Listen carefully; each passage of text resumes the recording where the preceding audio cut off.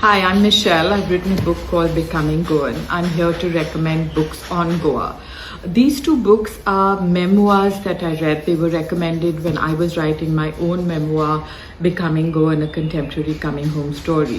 One is written by the brilliant ad man Frank Simoes. It's called Glad Seasons in Goa. It was published in the early 1990s and unfortunately now out of print.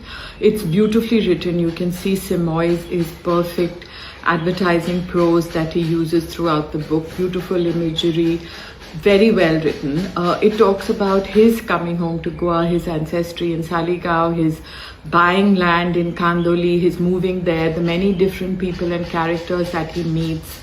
A book to know about Goa in the 80s. One story that stayed with me was the Rampon movement that he talks about when sadly the fishing community lost out when the big trawlers came to Goa and took over the fishing.